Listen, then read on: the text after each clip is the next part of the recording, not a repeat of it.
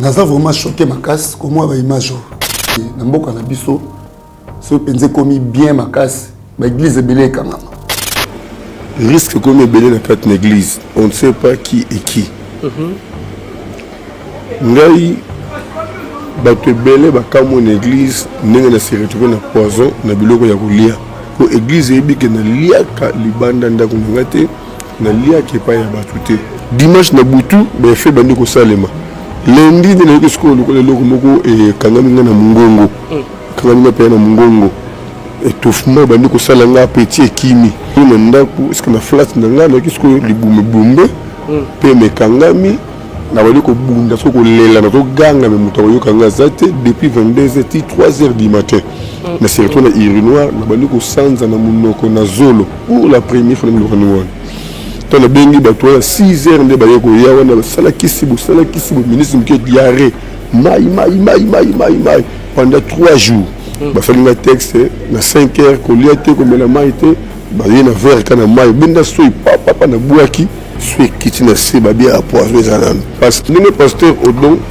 que son nom me repose un peu vous comprenez donc le monde de ténèbres bazar organisé mutu akani ko boma déjà dia ba utiliser raye après ça entourage ya ba serviteur de Dieu Nathan tozali ekoi mabe mingi bato bazala bato ba bato ba bongola mitema malamu te baza premier basala nzambe et tant qu'un homme de Dieu oza ko évoluer zo mata bitumbe telemaka diable ko bundisa mosikati ako utiliser ka bato ba pembe nayo et tout d'abord système wa poison makasi surtout dans le domaine pastoral muto ozali déjà poisonné bandakala ay okufula l'église par ya nzambe ezali par na biso pe bato ezali ça fait très mal en tout cas ça fait très mal parce que nzambe selon ndenge na tangi na Bible na psaume 90 verset 10 Bible lobi mutu faut atteindre quand même 70 ans 80 ans Bible lobi lisou na Genèse chapitre 6 verset 3 que mutu faut ça la 120 ans bakabwe otozomona ba frère nde bazokoya ba okufa boy ezala ba 3 volets ba non appelé bazana ba mikomisi ba soto proclamer pasteur prophète évangéliste bazé bene na Congo makambo to loba il faut te vérifier dans la Bible basala nzambe bene to mona lelo baza bato yo nzambe eba ibangote ebele pe bakobanda kokufa parce que nzambe azomona yo na musala na eti Osana mokili mobimba tombola miso likolo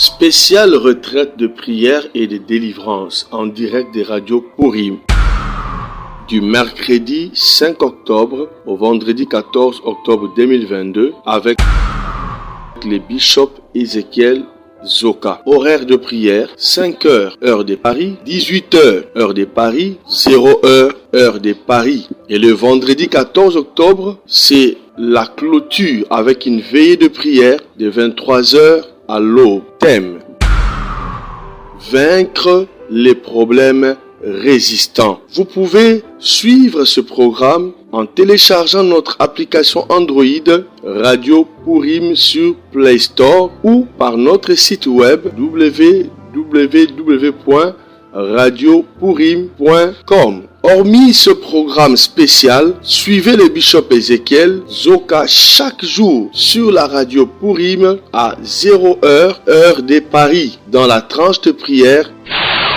La bombe de nuit. Infoline plus 243 97 81 63 509 plus 243 89 64 65 819.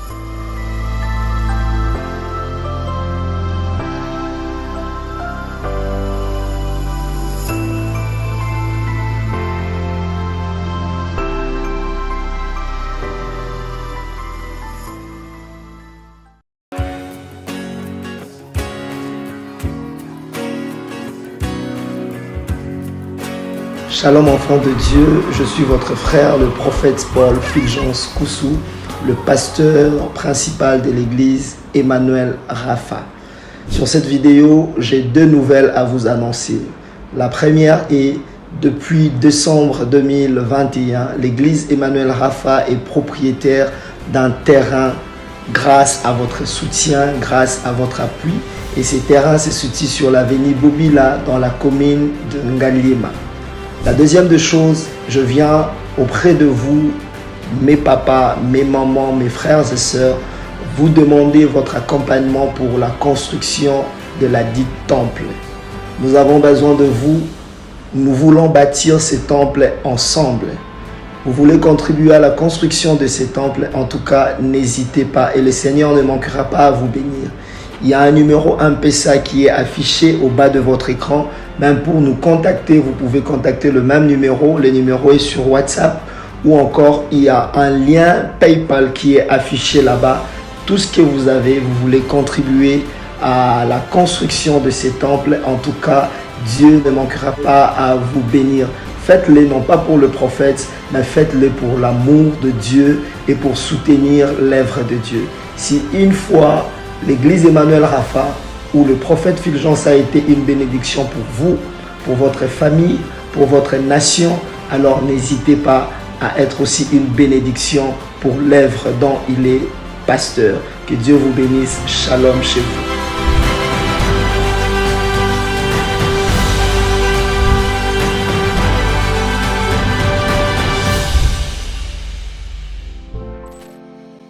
Amis téléspectateurs, vous qui nous suivez sur Nouvelle Tendance Télévision, mesdames et messieurs, bonjour et bienvenue dans ce tout nouveau numéro de Vérité et Réalité, votre magazine. Comme vous le savez, ces magazines vous informent, vous forment. Nous avons également un côté qui est vraiment divertissement, bien que cela soit vraiment modéré. Sinon, quand même, nous essayons quand même de vous proposer cela. Bienvenue à vous et bonjour. Tout dépend de l'heure à laquelle vous nous suivez. Bonsoir également à vous. Nous allons aborder le tout premier élément, c'est la fondation Ndélé au cœur de la nation, ainsi que l'orphelinat Famille du Cœur Christ Rédempteur. Nous avons mis à votre disposition une opération, tout soutenir l'orphelin, tout Tanguy Bango et Nzambe Akopambola Biso. Alors nous allons parler avec beaucoup plus d'images, Toyoka, et puis tout à l'heure, on se retrouve juste après. Bien-aimés dans le Seigneur, shalom, à vous qui ont un grand cœur, bino bao mitema nzamba pesa bino mitema malamu mitema kusunga. Fondation Alain Ndélé na orphelinat Christ Rédempteur bana posa na bino bana posa lisungi na bino bano baboti bakenda bano bazala moya kotanga te bato bana besoin lisungi bino bato wala mitema malamu to na posa ya lisungi na bino na orphelinat Christ Rédempteur la katia Fondation Alain Ndélé kanise loko eza yo ndolobaki ye oza nzambe ya bana bitike yo moko lobaki ye osungaka basi bakufela mibali mpona nini pasi ya boye o nzambe. Ils ont besoin de vous, de votre pain, de votre bouteille d'eau, de votre soutien. Et ça serait une bénédiction pour vous et pour votre famille. Que Dieu vous bénisse. De retour sur ce plateau, vous avez suivi, merci beaucoup. Vous pouvez nous contacter à travers le numéro qui sont affichés et nous allons nous entretenir, voir comment est-ce qu'on peut aider ces enfants. Merci beaucoup. Nous avons le plaisir de partager ce plateau avec évangéliste Michel Ekouchou, qui n'est plus à présenter. Évangéliste, bonjour et bienvenue. Bonjour Papa Alain. Bonne santé papa. Santé, ça va par la grâce de Dieu. Nous sommes dans un besoin qui est né. Nous sommes les autres bien. Nous avons préparé, nous avons consacré 3 serviteurs de Dieu. Berger, et puis docteur Moko, et puis pasteur Moko. Donc 3 serviteurs, nous avons vie, il y a expérience na bango de basali pembe nanga ba ministère na bango monisami de kolobi sengena sopela mo mafuta ba yamba ministère ba sela nzambe lokolanga. OK. Bravo. Yo quand même otiki la ozobi misabana même sous wa balinga kate il faut étouffer kaka eloko nzambe atie pa mutu. De nature mutu faut za libéral. Au moins sela nzambe dépendant de ba comportement ya ba serviteur. Au moins tout d'abord na motema poleli de nature nzamba sela ngai na motema poleli na soutenir kabatu lokola ngamo je crois ko donc ba frère wana Nathalie marche na bon pembe na moni baza d'abord baza humble, deuxièmement bon ça musala nzambe na intérêt mbongo ti bon ça d'abord pour vie na bango ezala bien nzambe délivrer bango. Et troisièmement, baza na esprit moko ya amour ya musala nzambe. Et puis bazo persévérer. Na ba passe na bisengo baza wana. Ndekolo ya bisinga tombola au docteur, tombola au pasteur, pambola et 2 pasteurs na docteur moko. OK. Merci beaucoup, homme de Dieu. Je crois que nous allons rentrer de côté de la régie si nous parlons le même langage. On va suivre quelques images et on se retrouve tout juste après. Suivons. Risque comme belé dans quatre églises, on ne sait pas qui est qui. Ngai bato belé bakamo une église ndenge na se retrouver na poison na biloko ya kolia. Ko église ebi ke na liaka libanda ndako ngate na liaka pa ya bato te. Dimanche na butu ba fait bandi ko salema. Lundi de na ko lokolo loko moko e kangami na mungongo. Kangami na pe na mungongo.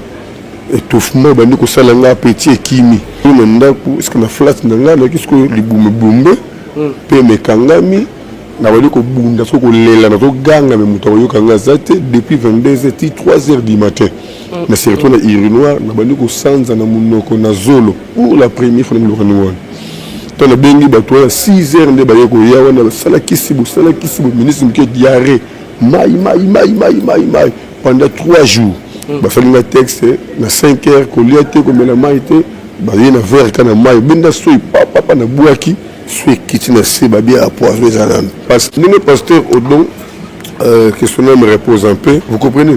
Donc le monde de ténèbres bazar organisé mutu akani ko boma déjà dia ba utiliser raye après ça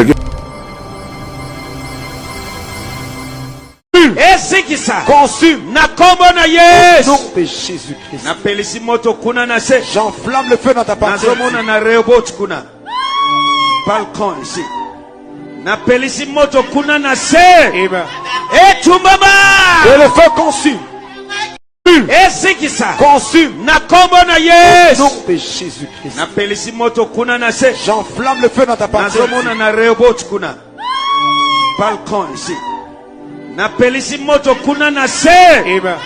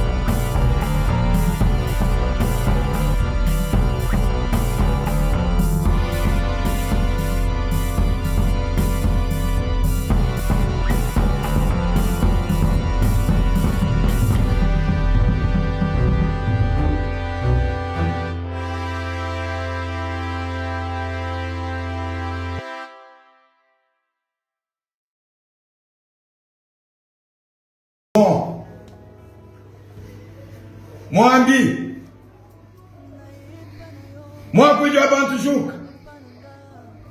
Pasteur Odon. De retour sur ce plateau, nous avons suivi les images. Évangéliste, je crois que moi, ma Cambodge, dernièrement, j'étais en train de parler de ce qui arrive, le serviteur de Dieu, Total Kolanda, en plein kilt, à prêcher, on a zaki dans un site vert, l'église Comore, à Koui, à Koufi. Tant il y a eu des sous, tokuta na basala nzambe na service ya baptême mutu akiko sala musana nzambe et puis bakei bacholi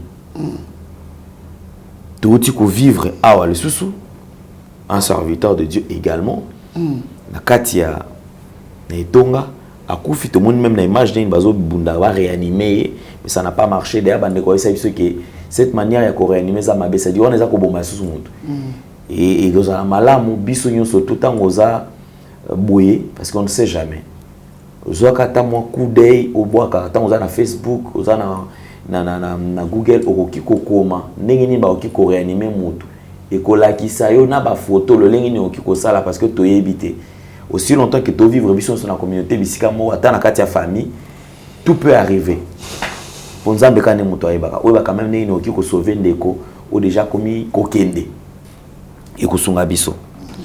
Nous avons assisté également au vivre sous un serviteur de Dieu en plein service, il y a délivrance. Pasteur délivrance qui mankasi. Na kati service wana de quoi qui to ki bato le bien mo mingi mingi. Koto le bité bozo mona te ke loko wana ezana ngo kaka basal na nzambe baza préparer te. Misu baza appeler te. Misu ba le bité. Est-ce que pasteur Azalaki déjà prépare ça la délivrance? Est-ce que pasteur Azaki, est-ce est-ce qu'il est vraiment en forme? Et les lots, moi mingi serviteur de Dieu, moi moi mingi côté c'est-à-dire moi besoin dans en forme mais au nom de la foi, ninga ndimel ka Yesu albité na okena osala musala menzo topé et zo répondre. Alors en suivant toutes ces images, toki ko ba réaction na yo. Bon, nous avons vraiment choqué ma casse, comme moi, l'image. Par rapport à Moussala Ondengen Nzambe, à Pessibiso, dans le Congo, na moi, grâce à Nzamba Sali, na Outi, Libanda, na Ye, na Afrique du Sud, na Zongi, na Talike, na Mboka, na Biso, ce penze commis bien ma casse, ma église est belée quand même.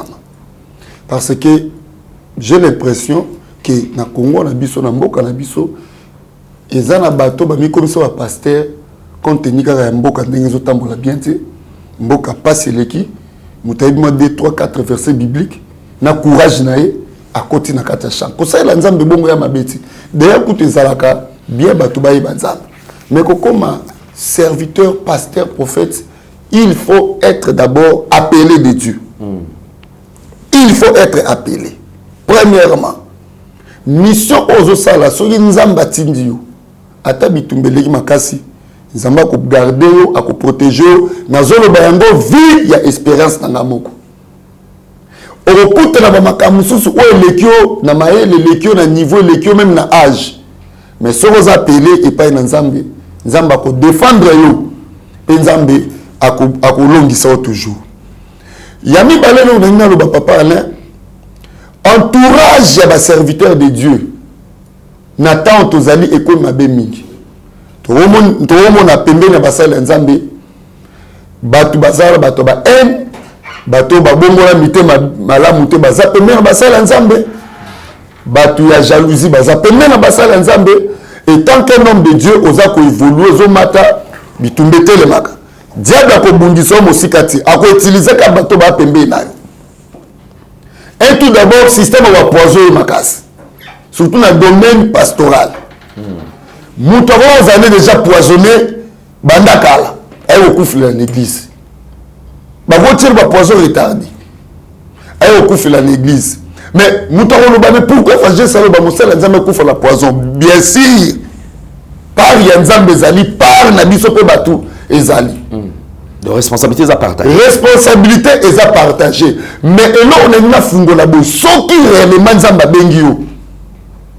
baka ya exception ezalaka ke nzamba ko paragner yo na poison penza batieli yo yebaki te mais nzamba totala ke mwana na nga ona benga pe intérêt na ngeza kati na yi ata biloko mabe koti nzamba ko sa ki bonzamele vraiment pour mabe komela ote mais baka ko mona ke muto zo kufa en pleine prédication muto akweibo akei ça fait très mal en tout cas ça fait très mal parce que nzambe selon ndenge na tangi na Bible na psaume 90 verset 10 Bible lobi mutu faut atteindre quand même 70 ans 80 ans wana eza ba âge moko minimum o to ko sala mokili soko tambola na crête nzambe et surtout ba serviteur de Dieu Bible lobi lisu na Genèse chapitre 6 verset 3 que mutu faut sala 120 ans même na Bible to ba sala nzambe belé ba kufaki na ba heureuse vieillesse parce que ba tambola ki na nzambe to le bateke bazaki na bitumba makasi mais le kola baaki na mission nzambe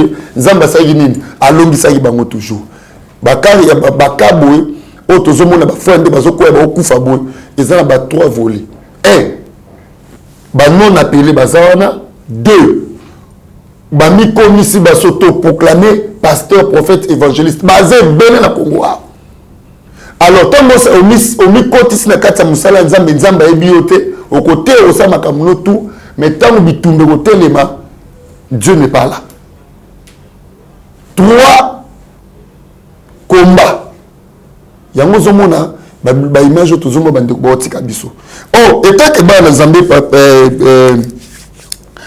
papa Alain Torozo atamo verset moko atami balé to développer tamo moké papa Alain Ézéchiel 33 verset 7 to rotana rapidement ceux qui okoko aider biso pona hôtel saba na nzambe makambo to loba il faut te vérifier dans la Bible basa la nzambe bele to mona lelo baza bato yo nzambe ba ibangote bamiye ko ya basoto proclamer bami vandisi batongi d'église mais tant ni pepo na bataki wana ba voutement ya ka makasa église nzambe ya ki yo na million wana te mais yo moko mi matisi yo moko ndo uzala responsable ya bitumba vina yo Ézéchiel 33 verset 7 33 verset 7 voilà. C'est toi, fils de l'homme, que j'ai donné comme sentinelle à la communauté d'Israël. Tu dois écouter la parole qui sort de ma bouche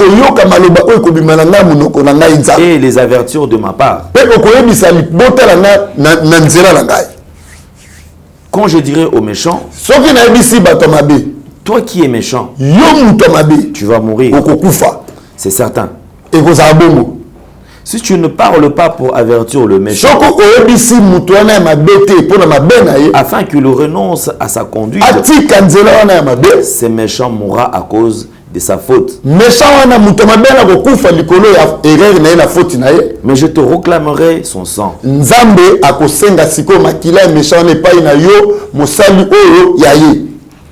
Si au contraire tu avertis le méchant afin qu'il renonce à sa conduite,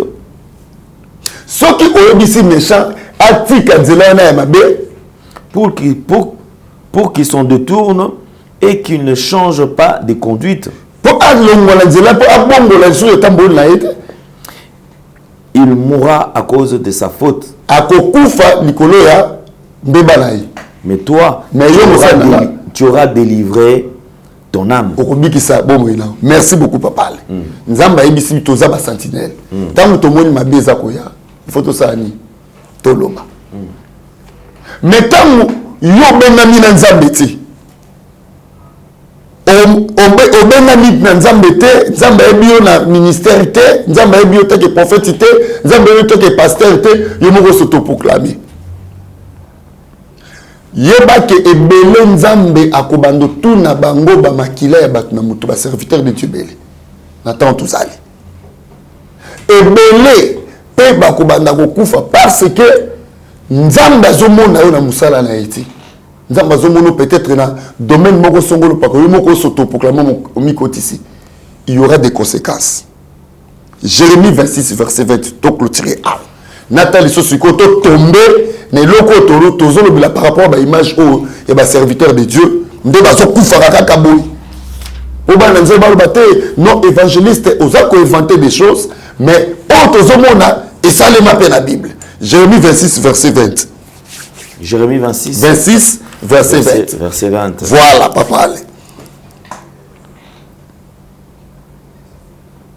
Il y avait un autre homme qui prophétisait au nom de l'Éternel.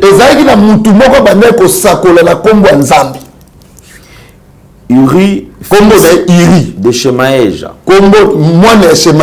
de Kirjat, Jarim, il transmit contre cette ville et contre ce pays exactement les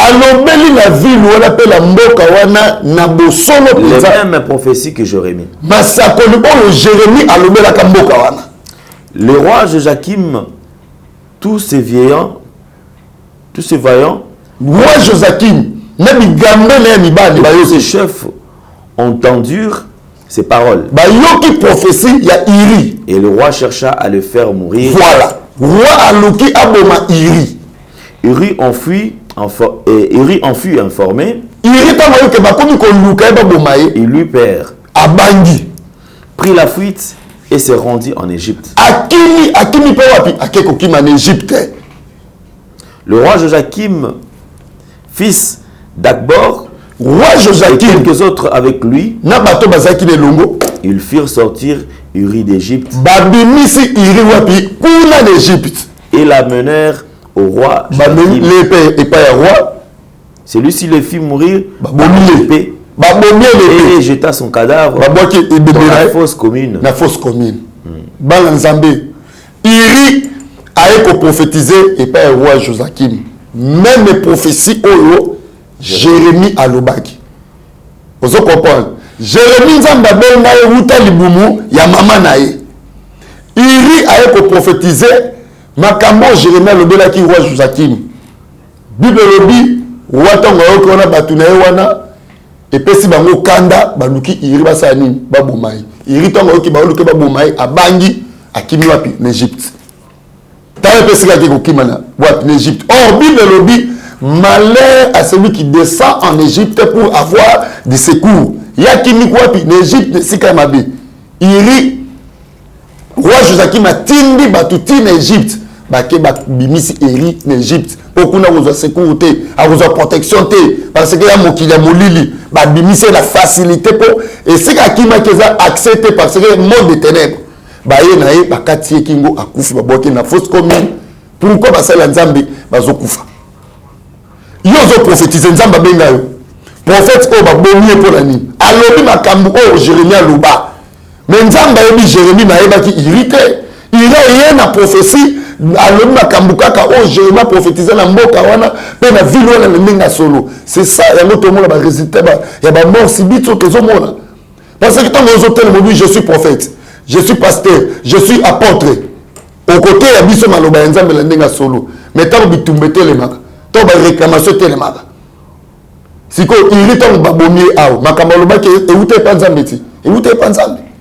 Mais nzambe ebi le makambo wana ti yango zo mona belé lelo bazo kufa. Lokola iri, il faut d'abord qu'on s'assure aux appelés nzamba bengio pe on s'assurer que nzamba pesio mission ya musala na soko ko sala yango moko s'autoproclamer ndeko langa o suka lokwa iri. Vraiment. Merci beaucoup, merci beaucoup, merci beaucoup. Homme de Dieu, je crois que nous avons eu le temps d'écouter. Yeah. Et puis, Bassal Nzambe Belé quand même, je crois qu'il est temps parce que Bandeko Belé va bongisa Nzambe. Quand tu penses que tu n'es pas prêt, au moins que Makambo, vous a convaincu que ça est l'autre côté. Parce que au sala on a un bonzoto boy après, retomber tant ozoya, mon épée sous désolation, c'est pas une bonne chose. Merci beaucoup, évangéliste. Je crois que nous allons prendre la deuxième partie comme d'habitude et on va se retrouver prochainement. Merci beaucoup. Bien-aimé dans le Seigneur, mbote na bandeko nyos bazolanda biso en direct. Wana ezalaki liboso na bino simple instrument les prophètes Israël et Mbambo. Oazo kamba église pentecôtiste prophétique, la parole puissante. Église est lancée opération ya chaque parcelle. Na bandeko nyos bazali partout dans le monde. Dieu Zambe azanga te kopambola yo. Roi moko na Bible abela, malade abela ki baebisi ya kufa. Et à l'obi que Seigneur, souviens-toi de moi. Et prophète Zongi ebisi okufate ponzambe akanisa kiye. eloko nini oyo zamba ko cancela yo soko za la passe mais na yebi sinde komoko place ozo landanga yo na ngai mibale misatu soki to telemi to soutenir œuvre nzambe zamba ozanga te kopambola biso contact na biso ba numéro na biso eza na sebe écran wana WhatsApp M-Pesa numéro ya compte bancaire soko soutenir œuvre nzambe zamba ozanga te kopambola yo. Shalom bien-aimés, Nzambe Apambola Bino partout dans le monde entier, c'est votre humble serviteur de Dieu, évangéliste Michel Ekuchu, Nzambe Apambola Bino. Nous avons un programme encore vraiment spécial, na chaîne Nabiso en ligne, ba prière d'attaque chaque jour du lundi au vendredi, chaque 5h, chaque 11h et puis chaque 22h heure de Kinshasa, nous avons 1 heure du temps de forte prière d'attaque. Oh, évangéliste et moi, Mimaka, bandeko belé, oh, bazo kota ba prière, wana bazo kangolo mape, ba miracle, zo salima, ma casse. Parce que Bible lobi dans Jérémie 23, Nzambe na biso agisaka de près, même de loin. Yango na obeng sabino déjà na bouton lelo, bo s'abonner rapidement na compte nanga, bo taper évangéliste Ekuchu TV. Abonnez-vous, activez cloche et notification. Tant que vous lancez prière na biso direct à partir de 22h kaka lelo ndekolanga au sambela na biso sambela oko témoigner na monde bato bazo benganga ba témoignage epesama ba malade ezolimwa ndeko c'est le moment au activer vie de prière na yo au moni okoka suko sambela ti makambo nzambe kon bolembu pa na okoka suko lukelo nzambe ti voilà libakwa malamu yelio na téléphone na yo moko au taper na YouTube évangéliste Ekuchu TV. Écoutez comment E-K-U-T-S-U TV à la fin. Si vous tapez dans YouTube, mon photo nanga, abonnez-vous massivement pour rater prière te aux les canaux. C'est les mains pour la prière 1 heure du temps. Zambo pambola bino. Bien aimé, toujours continuer à célébrer la bisoto le bélasir les liens et réclamations. Bana nzambe faut boye baké, ba lien et réclamation bana nzambe. Lien zali cordon, lien ko kozala singa, lien ko kozala chaîne. Oh bah c'est servant pour nos kangaba prisonnier. Mais le pourquoi bana nzambe oyambi Jésus-Christ mais quand il y a des problèmes. Oyambi Christ mais ozo vivre ndenge moko la famille. Ozo vivre ba événement moko la bande ko nyonso botama même famille. Oh bien aimé dans le Seigneur, Bible lobby na 2 Corinthiens. 2 Corinthiens chapitre 5 verset 17 rapidement tout autant 2 Corinthiens chapitre 5 verset 17. La Bible dit ceci. Si quelqu'un est en Christ, il est une nouvelle créature. Les choses anciennes sont passées et voici toutes les choses sont devenues nouvelles. Esaïe solo mutu soka yambi Christ akomi ekela masika. Makambu nyonso ya kala ekei nyonso komi asika. Ndeko yo mutu yambi Christ. Mais ndenge nini oza na lien ya famille. Ba réclamation ya famille kati na yo. Ndenge nini oza na même système ya famille. Ya bato abongaka te, bato babalaka te, bato bakendaka liboso te, instabilité parce que quelque part oza réclamer na lien wana ya famille. Il te faut la délivrance, il faut prier pour na okata ba lien wana. Pour lien et réclamer ka via mutu bimisaka mutu na volonté parfaite ya Nzambe. Toujours dans Jean chapitre 11 pour besoin quand même lumière à makambo toujours le bela. Jean chapitre 11 verset na yango 40 natangi rapidement. Jésus lui dit, n'ai-je pas dit que si tu crois tu verras la gloire de Dieu. Verset 41. Ils ôtèrent donc la pierre et Jésus leva les yeux en haut et dit, Père, je te rends grâce de ce que tu m'as exaucé. Pour moi, je savais que tu m'exauces toujours, mais je parle à cause de la foule qui m'entoure, en fait qu'ils croient que c'est toi qui m'as envoyé. Et a dit cela, il cria d'une voix forte, Lazare sort, et les morts sortis, les pieds et les mains liés de bandes, et le visage enveloppé de linge. Jésus leur dit, déliez-les et laissez-les aller. Bien aimé, tant l'anglais s'appelle moi mouké, mais bon landanga, moi mouké, na bokebi. Bible lobi Lazare azaki ami à Christ. Lazare aza frère ya Marthe. Marthe aza une femme au Christ a délivré na 7 démons. So botangi na Luc chapitre 8 verset 1er jusqu'à 3. Bon mona comment Christ a bengala ki 7 démons na nzoto Marthe. Marthe wala nde frère na ye o to benga Lazare. Azaki ami à Christ. Lazare azaki ami à Christ matikala ko recevoir Christ était na vie na ye. Bilobi Lazare a beli ba que informer Christ ça que l'autre mais Lazare a ko kufa ba kundie bilobi asali 4 jours na sama belé de Christ ekoya na tomba Lazare. Bien aimé la révélation za makasi. Bilobi ndeko ya Lazare Marthe albi Seigneur azolumba solo asali déjà 4 jours ozo bato ke na tomba bon memanga na tomba Lazare. Yesu a terminé boso tomba Lazare la musika. Yesu a balancé parole. Alors bon lombo la libanga déjà ça signe incrédulité. Bon mouton mon miracle nzambe attendre ozolanda a okoro obenga na prier pour na yo soko za de incrédulité oza na cœur de pierre oza na doute yeba ke mozo miracle esaté balombo libanga Yesu a balancé deuxième parole. Lazare sort. Lazare a bimi. Lazare a sekui. Moutouasaki 4 jours. Na samabele. A combien kolumba solo. A combien qu'on se décomposé. Espoir pour na esilaki. Mais Jésus-Christ a nzambe oyo. A zongi saka espoir na via moutou moutou comme désespéré. Lazare a sekui. Automatiquement, Lazare a recevoir qui Christ. Parce qu'il a une nouvelle vie. Mais Lazare a l'amour qui a zubomoy. Parce que maloba est Christ, maloba est Jésus-Christ et même la kabiso vie. Et que bimisa Lazare na séjour de mort et péché et vie. Et là on dit que Christ a été remarqué. Christ a tellement moto na la seku ici. A tellement mais a ko tambolati. Christ a zaki na 12 disciples. Mais na ba service surnaturel, Christ a bandé ko sélectionner encore 3 disciples. Et zaki Pierre, na Jean, na Jacques. Ba bandé ko partager l'expérience surnaturelle.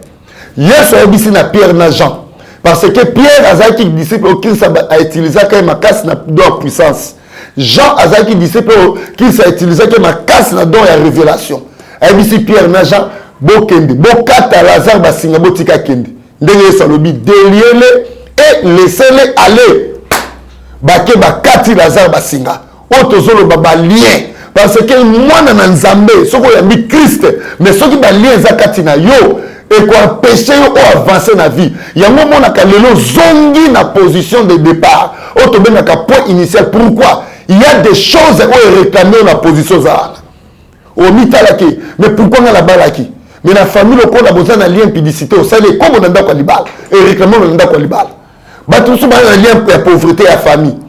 À tous au bandit commerce, au bandit faire ce qu'il y a on est réclamé aux zones n'a point de départ au benga position initiale.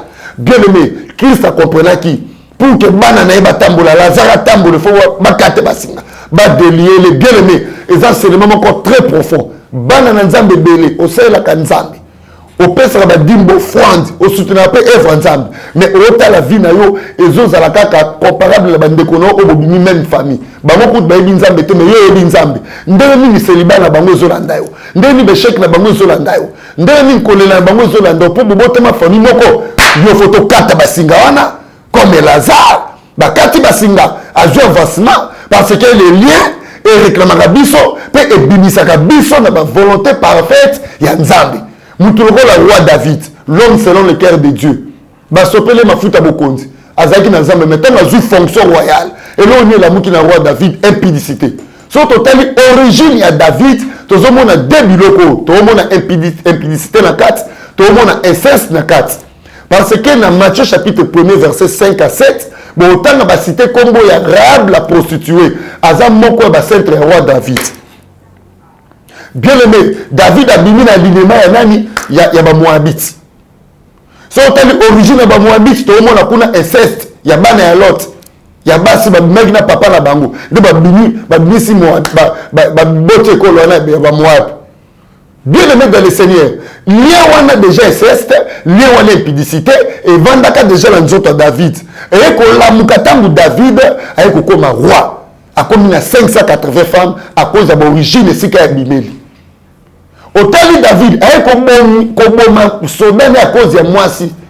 parce que balien wana ekopesa ba idée ekopesa yo marche ekopesa yo ekopesa yo style de vie yango zomona mutu so kotika masanga te okotika ekobote okotika eloko wana tato koforce tike momona elamuki lisu parce que tu es réclamé de ça. David akomaki lié esambwisaka mama kosambwa papa kosambwela na vie lié kosambwisa yo boye ndeko na nga mwana nzambe. David ekobota Salomo lisusu azwi lié ya papa na ye origine papa soki na 580 femmes Salomo ake na 1000 femmes. Lié ya David ekiteli mwana bato lokola ba Gédéon nzambe abengi ye vaillant héros. Gédéon abimi na hôtel na famille ya bandoki a renversé kutu hôtel de Bal ya papa na bango babengi Gédéon Jéribal. Mais so botangi na Bible na Juge chapitre 8 verset 30 Gédéon a koufi mais avant koufa Bible lobi abotaki 70 femmes et Gédéon avait plusieurs femmes. Abotaki 70 fils plutôt mais il avait plusieurs femmes. Gédéon Jéribal azaki d'impudicité. Yo rebisa bato bobuka ba hôtel ya famille muto azo nga buka hôtel ya famille na ye ya kota bo papa kota bo mama soki azana ba lien zo réclamer lien ko bimisa la volonté parfaite ya Nzambe biloko zo ngo buka wana soki pe ezo se retrouver kati na yo o sala le côté yango évangéliste Michel Kouchou ami lukela délivrance bien avant pour Nzambe ebisa ke na ko bondela ba kaminga ba délivrance nazo benga yo bien aimé. Bon s'abonner massivement la porte na biso ya chaîne et si quand nazo saka musala ya ba prière matin midi soir na compte YouTube nanga évangéliste Ekouchou TV bo taper na YouTube évangéliste Ekouchou TV au moni photo la na profil na la tige niña bleu abonnez-vous parce que na pourquoi déjà prière na partir à 22h forte prière na suki les akamboga papa alendele Nzambe apambola bino na pesi vraiment mbote nanga na bandeko nyonso obolandaka nga de près même de loin numéro nanga est affiché plus 243 9 98 99 36 59 plus 243 9 98 99 36 59 et ça numéro nanga WhatsApp je crois que vous allez afficher wana kolo apambola bino abonnez-vous massivement na compte nanga évangéliste Ekouchou TV kolo arosangisa te opambola bino boya na prière lo na pokwa elongo na bino to kosambela penza mbosa bikam mbote nanga pasteur Kati Santos na Winnipeg na Canada mbote na Florence Agizo depuis Winnipeg na Canada mbote mingi na famille nyoso bolandaka nga ndeko na noyamba Christ te répéter simalanga Seigneur Jésus-Christ na fungolo motema nanga na yambio lelo kwa mokonzi pe mobikisi limbisa masumu nanga koma kombola nga na livre de vie libela na libela na kombo Jésus-Christ amen nzaba pambola bino bye bye.